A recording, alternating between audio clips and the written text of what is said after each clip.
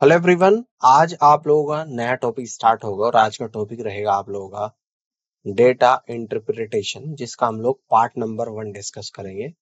यानी हिंदी में बोलते हैं इसको आंकड़ा विवेचन का भाग नंबर 1 हम लोग यहाँ पर करेंगे। इस क्लास में हम लोग सारे कॉन्सेप्ट जानेंगे डीआई की कि क्या क्या कॉन्सेप्ट पर आपसे क्वेश्चन पूछे जाते हैं और किस किस पैटर्न पर आपके सवाल आते हैं। तो यहाँ पे हम लोग पढ़ेंगे बार चार्ट पढ़ेंगे, लाइन चार्ट पढ़ेंगे, पाई चार्ट पढ़ेंगे और हिस्टोग्राम पढ़ेंगे। इन चारों ही टॉपिक से आपके एसएससी एमटीएस में क्वेश्चन पूछे जाते हैं। पहले मैं इनके बारे में आप लोगों को कॉन्सेप्ट बता देता हूँ कि कैसा क्वेश्चन आपको दिखने में दिखाई देगा और किस तरीके से क्वेश्चन को आप लोग सोल्व करेंगे। कुछ एग्जाम्पल के जरिए मैं आप लोगों को एक क्लियरिटी दूंगा। उसके बाद हम लोग आने वाली क्लास में उन पे क्वेश्चंस भी डिस्कस करेंगे और इन सभी पर प्रीवियस ईयर क्वेश्चंस जो आपके एग्जाम में पहले पूछे गए हैं उनको भी डिस्कस करेंगे। चलिए शुरुआत करते हैं। तो सबसे पहला है आप लोगों का बार चार्ट। आप देखिएगा बार चार्ट क्या होता है, कैसा दिखता है, कैसे क्वेश्चन आते हैं, सारा कुछ हम लोग यहाँ पर जानते हैं। बार चार्ट यानी कि bar chart, bars of equal width represent data points और कैटेगरीज अलोंग ए हॉरिजॉन्टल और वर्टिकल एक्सिस।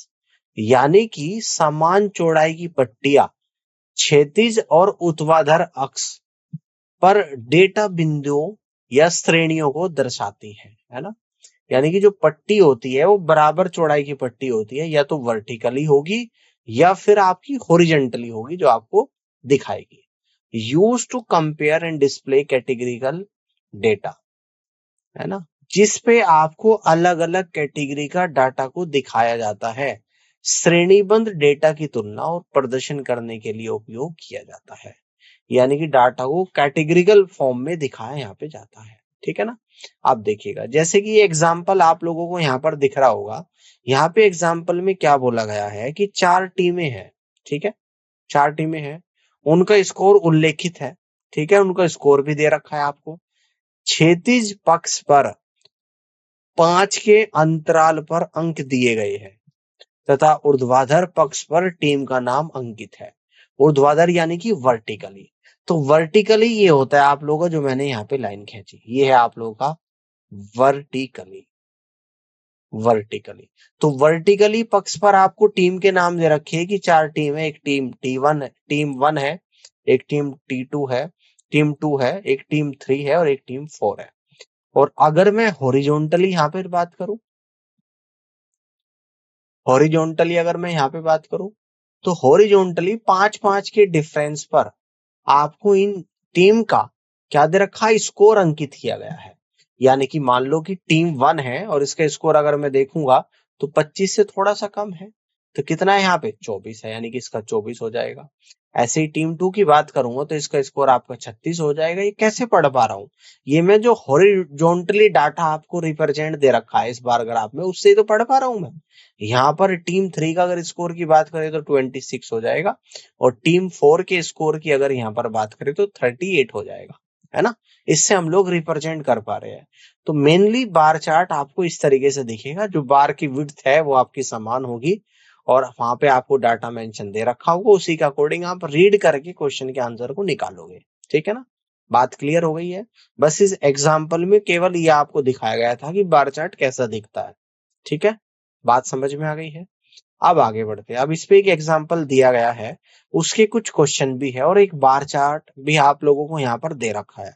इस बार चार्ट को रीड करना है और इसके आधार पर आपको इन सवालों का जवाब भी देना है। देखते हैं, कह रहा है कि नीचे दिया गया बार ग्राफ, नीचे की बगल बगल में दे रखा, नीचे की बजाय, एक कक्षा के विद्यार्थियों के किसी विशेष विषय में अंक दर्शाता है। ठीक है ना। तो बार ग्राफ का अध्ययन करें और निम्नलिखित प्रश्नों के उत्तर दें।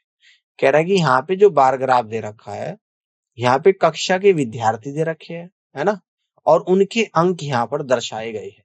तो देखिएगा अगर आप हॉरिजॉन्टली यहाँ पर इस बार ग्राफ को देख पा रहे होगे तो नंबर ऑफ स्टूडेंट्स है जहाँ पे 0, 2, 4, 6, 8, 10 और 12 यहाँ पे रिप्रेजेंट करा गया है। और अगर वर्टिकली यहाँ पर देखिए तो मार्क्स दे रखे हैं, है ना। और मार्क्स का भी क्या दे रखा, क्लास इंटरवल, जैसे 30 से 39 है, 40 से 49 है, 50 से 59 है, ये क्लास का इंटरवल है, यानी कि 30 और 39 के बीच में नंबर कितने बच्चों के आए। 40 से 49 कितने बच्चों के नंबर आए। 50 से 59 कितने बच्चों के आए। 60 से 69 कितने बच्चों के नंबर आए। 70 से 79 कितने बच्चों के आए हैं। 80 से 89 कितने बच्चों के आए हैं और 90 से 92 कितने बच्चों के आई है। ये क्लास इंटरवल आप लोगों को यहाँ पर दिया गया है। अब इस उदाहरण के 5 अलग अलग सवाल आप लोगों से पूछे गए हैं। 5 सवाल, जिसमें पहला सवाल पूछता है कि यदि उत्तीर्ण अंक 40 है तो कितने विद्यार्थी अनुत्तीर्ण हुए हैं। अब इसमें ही दूसरा क्वेश्चन पूछता है कितने विद्यार्थियों को 50 से 69 तक अंक मिले हैं। तीसरा क्वेश्चन पूछता है कितने विद्यार्थियों ने 90 या उससे अधिक अंक प्राप्त किए हैं। और चौथा क्वेश्चन यहाँ पे पूछता है यदि 80 से अधिक अंक प्राप्त करने वाले छात्रों को मेरिट दी जाती है तो कितने मेरिट धारक है। और पांचवा पूछता है कि कक्षा की क्षमता कितनी है। ये 5 क्वेश्चन अलग अलग आप लोगों से यहाँ पर पूछे गए हैं। आप देखो एक एक करके यहाँ पे हम लोग क्वेश्चन को करना स्टार्ट करेंगे, है ना। जैसा कि क्वेश्चन नंबर 1 है, बार ग्राफ आपको दिख ही रहा है, इसको पढ़ लेते हैं एक बार। यदि उत्तीर्ण अंक 40 है तो कितने विद्यार्थी अनुत्तीर्ण हुए हैं, है ना। तो देखिएगा 40 या 40 के ऊपर के, यानी कि इसके आगे के तो सभी पास हो गए। तो इसके इस तरफ वाले, यानी कि यहाँ के यहाँ तक वाले, ये सारे फेल हो गए, है ना। तो ऐसे कितने विद्यार्थी है जो फेल हुए हैं। तो ये वाला बार ग्राफ आपको देखना पड़ेगा जो मैंने शेडेड कर दिया। और ये कितने हैं जो फेल हुए, यानी कि 4 है। इसका मतलब 40 से कम नंबर पाने वाले छात्रों की संख्या 4 है और ये 4 छात्र ही अनुत्तीर्ण हुए हैं।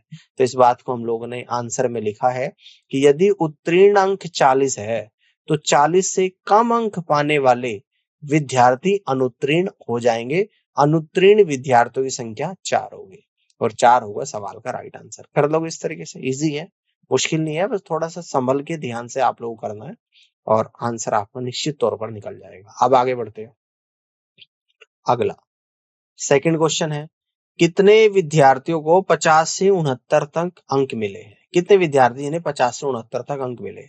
तो 50 से 59 तक के विद्यार्थी हम लोग यहाँ पर चेक करेंगे कितने हैं। ध्यान से देखिएगा, अगर इस ग्राफ को मैं यहाँ पे बढ़ा रहा हूं तो 6 और 8 के बीच में, यानी कि ऐसे विद्यार्थी है 7। अब 60 से 69 लूंगा तो 60 से 69 वाले कितने हैं।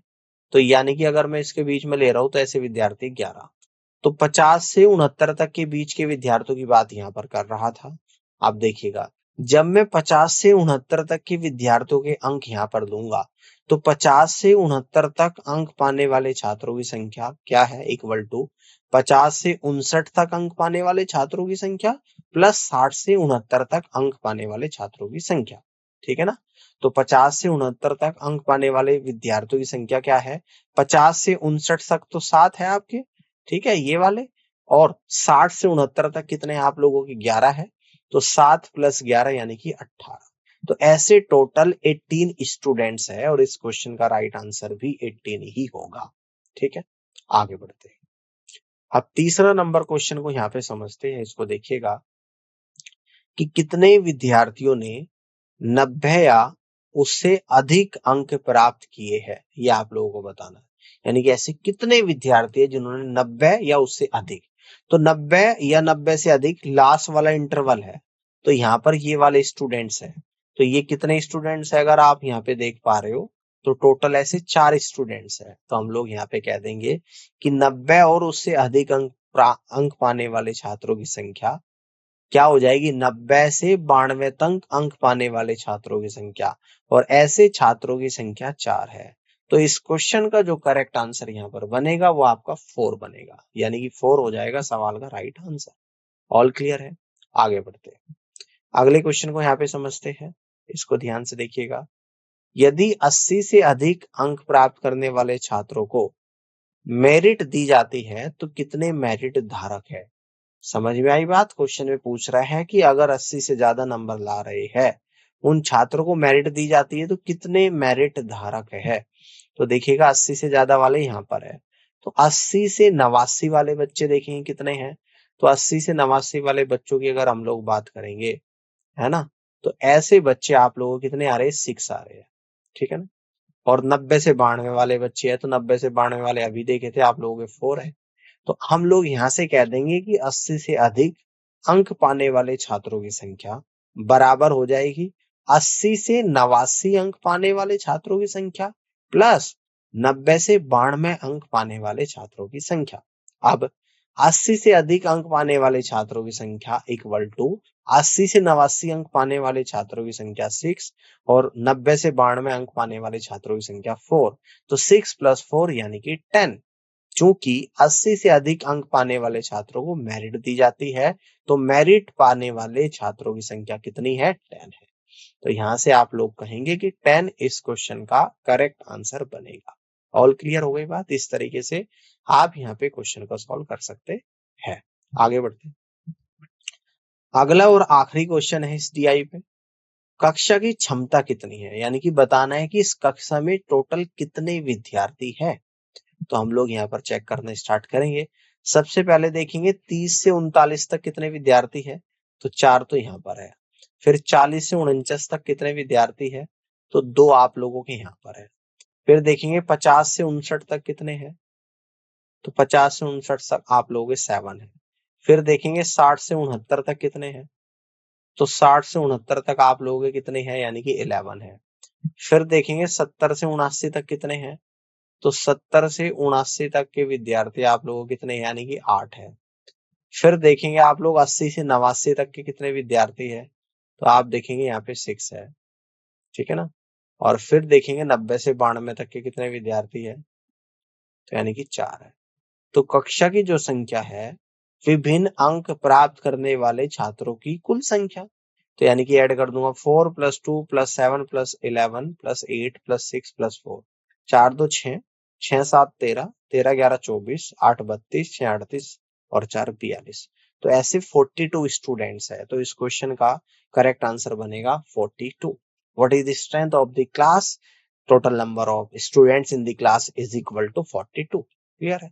आगे बढ़ते हैं। एक और एग्जाम्पल यहाँ पर दे रखा है, इसको समझते हैं।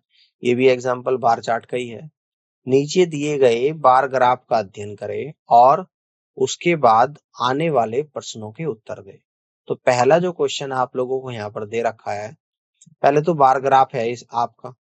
आपको यहाँ पर अगर बात करें वर्टिकली, तो इंग्लिश, हिंदी, मैथ, साइंस और सोशल साइंस यानी कि सब्जेक्ट के बारे में बता रखा है। और हॉरिजॉन्टली अगर आप लोग यहाँ पर बात करेंगे, तो marks obtain bye A students out of 100, जिसमें क्वेश्चन कुछ इस तरीके से है, बार ग्राफ से कौन सी जानकारी दर्शाई गई है। दूसरा है विद्यार्थी किस विषय में बहुत अच्छा है। तीसरा है छात्र के औसत अंक की गणना करें। चौथा है यदि 75 या इससे अधिक अंक डिस्टिंक्शन दर्शाते हैं, तो उन विषयों के नाम बताइए जिनमें विद्यार्थी ने डिस्टिंक्शन प्राप्त की है। और पांचवा विद्यार्थी को 500 में से कितने प्रतिशत अंक प्राप्त हुए हैं, ये आप लोगों को बताना है। चलिए 1 बाय 1 करके इन क्वेश्चन का सॉल्यूशन हम लोग करते हैं। पहला जो क्वेश्चन है, इसमें क्या बोल रहा है कि बार ग्राफ से कौन सी जानकारी दर्शाई गई है, ठीक है ना। तो यानी कि दिया गया बार ग्राफ एक विद्यार्थी के द्वारा विभिन्न विषयों में 100 में से प्राप्त अंकों को दर्शाता है। यानी कि एक्चुअल में इस बार ग्राफ में एक सब विद्यार्थी के अलग अलग सब्जेक्ट में 100 में से कितने नंबर आ रहे हैं, ये यहाँ पर मेनली दर्शाए गए हैं। बात समझ में आ गई? तो यही इस क्वेश्चन का आंसर होगा। अब सेकंड क्वेश्चन को यहाँ पे समझते हैं, इसको देखते हैं। विद्यार्थी किस विषय में बहुत अच्छा है, ये आप लोगों को बताना है। तो जिस विषय में विद्यार्थी के सबसे ज्यादा नंबर आएंगे उसी में अच्छा होगा। तो यहाँ पर अगर बार ग्राफ से देखें तो सबसे ज्यादा नंबर 82 है। तो 82 किस में है? मैथ्स में है। तो मैथ्स में क्या होगा? सबसे बढ़िया होगा। वह विषय जिसमें छात्र बहुत अच्छा है, गणित है ना। कौन सा है? गणित है, क्योंकि उसने सबसे अधिक अंक प्राप्त किए, अर्थात गणित में उसने 82 नंबर प्राप्त करे हैं। ठीक है, आगे बढ़ते हैं। अब तीसरा यहाँ पर देखते हैं कि छात्र के औसत अंक की गणना करें। क्या करना है? छात्रों के औसत अंक की गणना करनी है। तो औसत अंक बराबर क्या होता है? विभिन्न विषयों में प्राप्त सभी अंकों का योग डिवाइडेड बाय विषयों की कुल संख्या। यानी कि पहले में 64 है, 64 प्लस दूसरे में 75 प्लस तीसरे में 82 प्लस चौथे में 71 प्लस पांचवे में 49। इन सभी को जोड़ना है और 5 से डिवाइड करना है। तो सबको जोड़ के अगर 5 से यहाँ पर डिवाइड करेंगे तो आपका कितना निकल कर आएगा, 9 और 1 10, 2 12, 5 17, 4 17 4 21 का 1 तो 2 आ गया, 4 2 6 7 13, 8 21, 7 28, 6 34, 341/5 यानी 68.2 यहाँ पर निकल कर आएगा और ये इस क्वेश्चन का राइट आंसर होगा। आगे बढ़ते हैं, चौथे क्वेश्चन को यहाँ पे समझ लेते हैं। यदि यदि 75 या इससे अधिक अंक डिस्टिंक्शन दर्शाते हैं तो उन विषयों के नाम बताइए जिनमें विद्यार्थी ने डिस्टिंक्शन प्राप्त की है। 75 या उससे ज्यादा नंबर अगर लाओगे तो डिस्टिंक्शन दर्शाएंगे। तो ऐसे क्या है, ऐसे दो ही विषय मुझे दिख रहे हैं जहाँ पे 75 या उससे ज्यादा आ रहे हैं। एक तो है यहाँ पर हिंदी और दूसरा है यहाँ पे मैथ्स। तो हिंदी और गणित में छात्रों को क्रमशः 75 और 82 अंक मिले। क्योंकि 75 या उससे अधिक अंक डिस्टिंक्शन दर्शाते हैं, इसलिए छात्र को हिंदी और गणित में डिस्टिंक्शन मिला है। ठीक है, ये इस क्वेश्चन का आंसर होगा। अब आगे बढ़ते हैं और लास्ट क्वेश्चन देखते हैं इस डीआई पे आधारित। विद्यार्थी को 500 में से कितने प्रतिशत अंक प्राप्त हुए हैं? तो कैसे निकालोगे 500 में से जितने नंबर प्राप्त हुए वे कुल प्राप्त अंक बटे कुल अंक गुणा 100। तो प्रतिशत अंक निकालेंगे इक्वल टू कुल प्राप्त अंक डिवाइडेड बाय कुल अंक गुणा 100। कुल प्राप्त अंक अभी हमने इन सभी अंकों को ऐड किया था इसी स्टेटमेंट में, तो 341 आए थे। तो 341 डिवाइडेड बाय कुल अंक 500 है गुणा 100, यानी कि 341/5 that means is equal to 68.2% इस क्वेश्चन का करेक्ट आंसर यहाँ पर बनेगा। तो इस तरीके से क्वेश्चन को सॉल्व कर सकते हैं। ठीक है, अब अगला जो आता है यहाँ पे आता है लाइन चार्ट। लाइन चार्ट को देख लेते हैं। लाइन चार्ट कैसा होता है, कह रहा है कि data points are connected by line to show trends and changes over time. समय के साथ रुझान और परिवर्तन दिखाने के लिए डेटा बिंदुओं को रेखाओं से जोड़ा जाता है। Typically use for representing time series data. आमतौर पर समय श्रेणी डेटा का प्रतिनिधित्व करने के लिए उपयोग किया जाता है। बात समझ में आ गई है। अब इसका भी एक उदाहरण यहाँ पे दे रखा है, इसको भी समझ लेते हैं कि किस तरीके से लाइन चार्ट पर क्वेश्चन आते हैं। कल्पना करें कि एक स्टार्टअप कंपनी एक साल में अपनी मासिक राजस्व वृद्धि को ट्रैक करना चाहती है। जनवरी से दिसंबर तक उसकी मासिक राजस्व संख्याएं हजारों में यहाँ दी गई है। जनवरी में कितनी, 10,000, फरवरी में 12,000, मार्च में 14,000, अप्रैल में 18,000, मई में 20,000, जून में 22,000, जुलाई में 24,000, अगस्त में 28,000, सितंबर में 30,000, अक्टूबर में 32,000, नवंबर में 34,000, दिसंबर में 36,000। ठीक है ना। अब इसे लाइन चार्ट में कैसे दर्शाएंगे, लाइन चार्ट प्रतिनिधित्व देखिएगा ध्यान से। एक्स अक्ष जो है जनवरी से दिसंबर तक के महीनों को दर्शाता है और वाई एक्स जो है हजारों में राजस्व को दर्शाता है।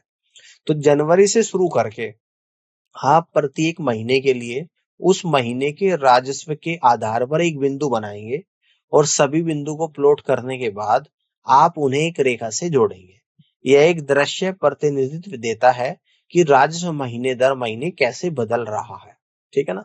आप देखो हमने कैसे करा है। आप देखो यहाँ पर ये तो रिवेन्यू बना दिया, कितना रिवेन्यू हो रहा है, और यहाँ पे मंथ्स दे दिया आपके जनवरी, फरवरी, मार्च, अप्रैल, मई, जून, जुलाई, अगस्त, सितंबर, अक्टूबर, नवंबर, दिसंबर। और ये आप लोगों का दे दिया रिवेन्यू इन थाउजेंड्स, है ना, यानी कि 0, 5, 10, 15, 20, 25, 30, 35, 40, है ना। अब हम देखेंगे जनवरी में कितना रिवेन्यू, वो हमें डाटा में दे रखा है और वहीं पे एक मार्क लगा देंगे। जनवरी में 10,000 था, ये सभी जो 10 वैल्यू है थाउजेंड्स में है। फिर 12 था, फिर 14 था, फिर 16, 20, 22, 24, फिर यहाँ पे था 28, 30, 32, 34, 36, और फिर यहाँ से एक लाइन हमने बनाई। फिर यहाँ से हम लोग क्या बनाएंगे, एक लाइन को ड्रॉ करेंगे। तो इस बात को मैंने यहाँ पे लिखा है। इस लाइन चार्ट से आप समय के साथ रुझान देख सकते हैं, जैसे कि पूरे वर्ष के दौरान लगातार वृद्धि है। यदि कोई अचानक उछाल या गिरावट होती है तो वह लाइन चार्ट पर भी स्पष्ट दिखाई देगी, जिससे हितधारकों को परिवर्तनों को समझने और उन पर प्रतिक्रिया करने में मदद मिलेगी। अगर आपको मैं एक डाटा दे दूं जैसे लिखा था 12 महीनों का, तो वहां से थोड़ा सा सही से समझ नहीं आएगा। लेकिन अगर मैं इस लाइन चार्ट में इस डाटा को प्लॉटिंग करके आपको दिखाऊं तो आप एक झलक में ही सारी चीजें देख सकते हो कि किस महीने में डेटा डाउन हो रहा है और किस महीने में डेटा अप हो रहा है। ये आप लोग इजिली यहाँ पर लाइन चार्ट के जरिए समझ सकते हो। ठीक है, आगे बढ़ते हैं। अब इस पर एक उदाहरण है एग्जाम्पल ऑफ लाइन चार्ट का, इसको समझते हैं। ग्राफ का अवलोकन करें और निम्नलिखित प्रश्नों के उत्तर दें। यानी एक ग्राफ आपको दे रखा है। क्वेश्चन आपको यहाँ पर कुछ इस तरीके से है कि सुबह 8 बजे तापमान क्या है। दूसरा है कि किस समय तापमान 3 डिग्री सेल्सियस होता है। तीसरा है कि किस घंटे के दौरान तापमान में गिरावट आई। और चौथा है सुबह 7 से 10 बजे के बीच तापमान में क्या परिवर्तन होता है। और पांचवा है किस घंटे के दौरान तापमान स्थिर था। पहले क्वेश्चन से यहाँ पे देख लेते हैं। सुबह 8 बजे तापमान क्या था। सुबह 8 यहाँ पर बज रहे हैं, ठीक है ना, ये 8 बज रहे हैं। और यहाँ पर कितना तापमान था, तो आप देखोगे 6 और 8 के बीच में है। तो यानी कि यहाँ पर जो सुबह तापमान रहा होगा वो 7 डिग्री सेल्सियस रहा होगा। अगला क्वेश्चन समझते हैं। किस समय तापमान 3 डिग्री सेल्सियस होता है। किस समय 3 डिग्री होता है, तो आप देखोगे यहाँ पर 3 डिग्री है और ये कितने बजे होता है, सुबह के 6 बजे होता है। तो सुबह 6 बजे तापमान 3 डिग्री है। अब तीसरा क्वेश्चन देखेंगे। किस घंटे के दौरान तापमान में गिरावट आई। देखिएगा तापमान में गिरावट कहां से आई, एक तो यहां पर आई, यानी कि यहां से यहां गिरावट हुई, बाकी सब बढ़ रहा है, ये स्टेबल है, ये बढ़ रहा है, ठीक है ना।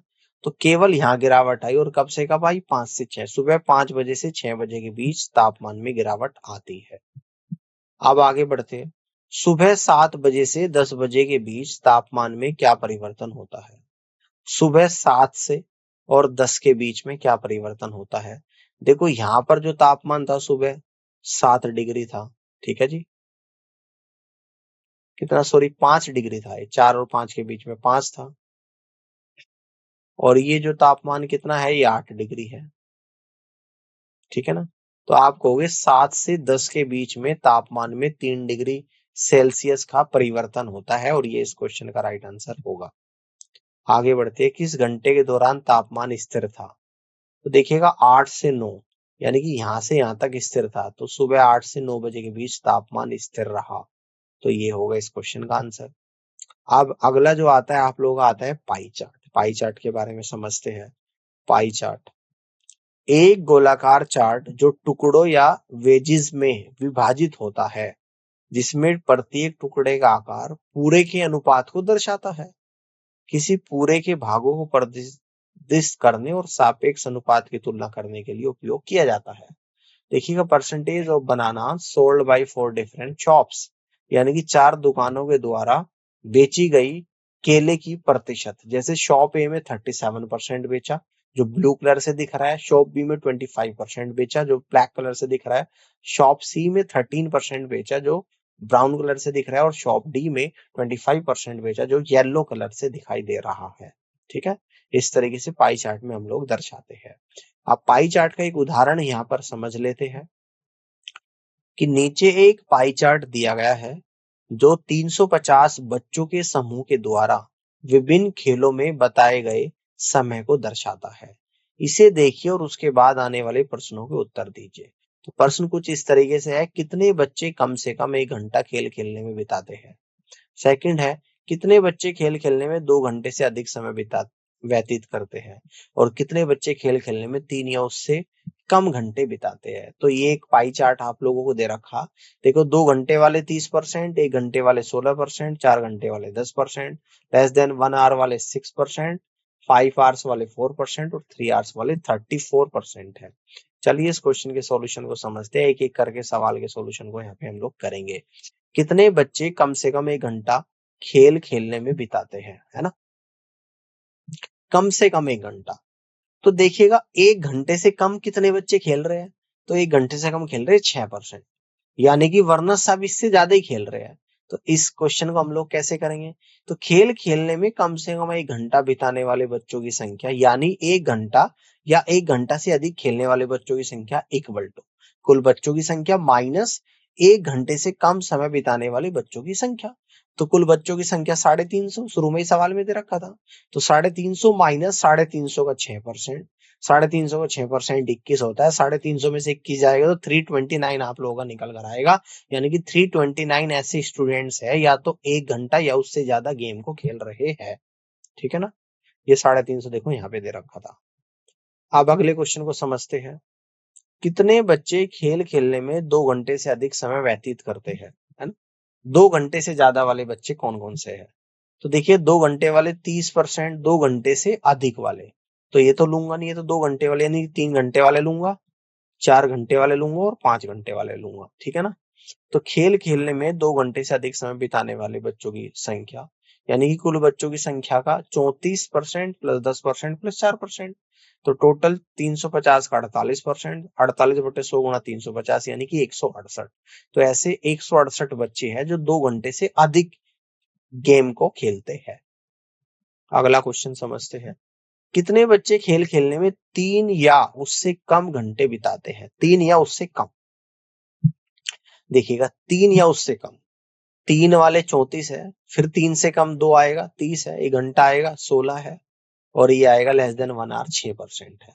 तो बस इन्हीं का निकाल लेंगे। खेल खेलने में 3 या उससे कम घंटे बिताने वाले बच्चों की संख्या इक्वल टू कुल छात्रों की संख्या का 34 प्लस 30 प्लस 16 प्लस 6, 34 30 कितना आएगा 64 और 6 70 और 16 86 यानी कि 350 का 86%, तो 86/100 गुणा 350, तो ये आप लोगों को निकल कर आएगा 301 यानी कि 301 ऐसे बच्चे हो गए, ठीक है ना, जो 3 घंटे या उससे ज्यादा गेम खेलने में समय को व्यतीत करते हैं। अब अगला आता है आप लोगों का हिस्टोग्राम। हिस्टोग्राम को देख लेते हैं यहाँ पे। हिस्टोग्राम बार ग्राफ के समान होते हैं, लेकिन इनका उपयोग सततः डेटा जैसे आयु समय, समय अंतराल या माप सीमा को दर्शाने के लिए किया जाता है। हिस्टोग्राम में बार के बीच कोई अंतराल नहीं होता क्योंकि डेटा निरंतर होता है। हिस्टोग्राम डेटा के आवर्ती वितरण को प्रदर्शित करने और पैटर्न या रुझानों की पहचान करने के लिए उपयोगी होते हैं, ठीक है ना। जैसे कि उदाहरण दे रखा है आप लोगों को हिस्टोग्राम का यहाँ पे, है ना। कल्पना कीजिए कि आप एक स्कूल शिक्षक है और 100 में से गणित की परीक्षा में अंकों के वितरण को समझना चाहते हैं। तो आपके पास 50 छात्र है और आपने निम्नलिखित अंक वितरण एकत्र किया है।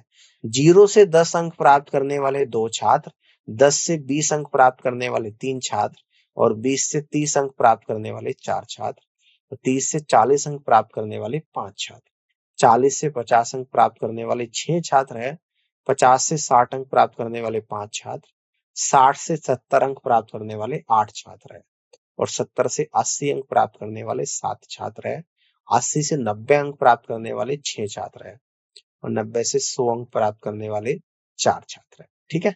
अब देखते हैं, अब इसे हिस्टोग्राम को पर रिप्रेजेंट करते हैं। हिस्टोग्राम प्रतिनिधित्व, एक्स अक्ष और वाई अक्ष वाले ग्राफ की कल्पना करें। एक्स अक्ष स्कोर श्रेणी 0 से 10, 10 से 20, 20 से 30, 30 से 40 एंड सो ऑन 90 से 100 को दर्शाता है। वाई एक्स छात्रों की संख्या दर्शाता है। एक्स अक्ष पर प्रत्येक स्कोर रेंज के लिए एक ऊर्ध्वाधर बार है जो वाई एक्स पर उस रेंज में स्कोर करने वाले छात्रों की संख्या तक बढ़ता है। उदाहरण के लिए 0 से 10 स्कोर रेंज के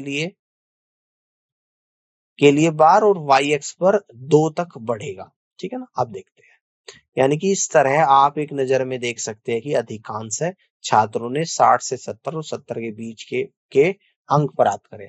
देखो हमने यहाँ पर एक्स पे क्या लिखा, 0 से 10, 10 से 20, 20 से 30, 30 से 40, 100 तक ऐसे। और इसमें एक चीज हो रहा है, जैसे बार ग्राफ में बीच में गैप होता है, इसमें गैप नहीं होता, एक दूसरे से सटे हुए रहते हैं। और यहाँ पे लिखा हमने वाई एक्सिस पे नंबर ऑफ स्टूडेंट्स, है ना। और ये ऐसे हम लोगों ने बनाया, तो 2 3 4 5 6 5 8 7 6 4 ये हमने रिप्रेजेंट करा। और यहाँ पे इजिली आप देख पा रहे हो 60 से 70 में 8 है और 70 से 80 में 7 के बीच में सबसे ज्यादा बच्चों के नंबर है ना। ये स्टूडेंट्स है कि 0 से 10 में 2 बच्चों के नंबर आए, 10 से 20 में 3 के आए, 30 से 40 में 5 के आए, 20 से 30 में 4 के आए, 40 से 50 में 6 के आए, 50 से 60 में 5 के आए, 60 से 70 में 8 के, 70 से 80 में 7, 80 से 90 6 और 90 से 100 में 4 के। इस तरीके से बच्चों के नंबर आए हैं। उदाहरण, नीचे दिए गए हिस्टोग्राम को देखिए और उसके बाद आने वाले प्रश्नों को उत्तर दें, है ना। तो हिस्टोग्राम दे रखा, Heights of students in centimetre x axis पे और वाई एक्सिस पे नंबर ऑफ स्टूडेंट्स दे रखा। अब क्वेश्चन को यहाँ पे देख लेते हैं। क्वेश्चन कुछ इस तरीके से है कि कितने विद्यार्थियों की ऊंचाई 135 सेंटीमीटर से अधिक या बराबर है परंतु 150 सेंटीमीटर से कम है। दूसरा क्वेश्चन है, किस कक्षा अंतराल में विद्यार्थियों की संख्या सबसे कम है। तीसरा है कक्षा का आकार क्या है, और चौथा है कितने विद्यार्थियों की ऊंचाई 140 सेंटीमीटर से कम है। एक एक करके हम लोग क्वेश्चंस को करना स्टार्ट करते हैं। पहला नंबर क्वेश्चन को समझते हैं। कितने विद्यार्थियों की ऊंचाई 135 सेंटीमीटर से अधिक या बराबर है परंतु 150 सेंटीमीटर से कम है। 135 से अधिक और 150 से कम होनी चाहिए, ठीक है ना। तो ऐसे कितने स्टूडेंट्स है, अगर आप लोग ध्यान से यहाँ पे देखेंगे 14 है, यहाँ पे 18 है और यहाँ पे 10 है। तो ऐसे छात्रों की संख्या जिनकी ऊंचाई 135 सेंटीमीटर या उससे अधिक है लेकिन 150 सेंटीमीटर से कम है, तो 14 + 18 + 10, तो आपके कितनी आ जाएगी 42 ऐसे स्टूडेंट्स है। आगे बढ़ते हैं, सेकंड क्वेश्चन को समझते हैं। किस कक्षा अंतराल में विद्यार्थियों की संख्या सबसे कम है। तो सबसे कम कहाँ है, यहाँ पर है। और कौन सा कक्षा अंतराल है, 150 से 155। कक्षा अंतराल 150 से 155 में विद्यार्थियों की संख्या सबसे कम अर्थात 4 है। तीसरा देखते हैं, कक्षा का आकार क्या है। कक्षा का आकार हम लोग देखेंगे। हम जानते हैं कि कक्षा का आकार कैसे निकालते हैं, इक्वल टू उच्च वर्ग सीमा माइनस निम्न वर्ग सीमा। और किसी भी वर्ग पर विचार कर लो आप लोग, 125 से 130 पर कर लो, सभी वर्ग में 5-5 का डिफरेंस है। तो कक्षा का आकार 125 से 130 वाला लूंगा तो उच्च वर्ग होगा 130 और निम्न वर्ग होगा 125। 130 माइनस 125 यानी कि 5। तो कक्षा की संख्या क्या आ जाएगी यहाँ पे 5, यानी कि कक्षा का आकार 5 आ जाएगा। अब लास्ट क्वेश्चन को समझते हैं। यहाँ पे कितने विद्यार्थियों की ऊंचाई 140 सेंटीमीटर से कम है। तो 140 से कम वाले बच्चे आपको यहाँ पे बताने 6, 8 और 14। ये तो आएगी भाई 140 से कम। तो 140 सेंटीमीटर से कम ऊंचाई वाले छात्रों की संख्या 6 + 8 + 14 यानी कि 28 यहाँ पर निकल कर आएगी और यही इस क्वेश्चन का आंसर होगा। ठीक है, तो उम्मीद करता हूँ इस तरीके से आप लोगों को bar chart, line chart, histogram, ठीक है ना, हिस्टोग्राम और पाई चार्ट, ये चारों के चारों चार्ट आप लोगों को समझ में आ गए होंगे। इस पर आधारित एग्जाम्पल्स भी हम लोगों ने कर लिए और अगले सेशन में हम इन पर आधारित क्वेश्चंस को डिस्कस करेंगे। तो आज के सेशन में इतना ही और इस पूरी क्लास को देखने के लिए आप सभी का बहुत बहुत धन्यवाद।